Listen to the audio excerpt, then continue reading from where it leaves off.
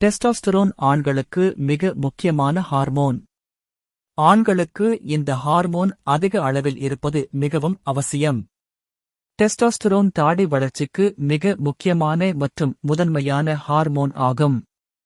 தாடி வளர டெஸ்டோஸ்டிரோனை எப்படி அதிகரிப்பது என்பதை கீழே காண்போம்.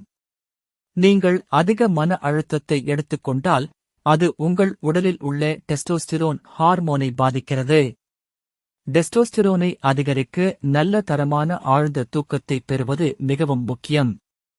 டெஸ்டோஸ்டிரோனை அதிகரிப்பதில் உடற்பயிற்சி மிகவும் பயனுள்ளதாக இருக்கும்.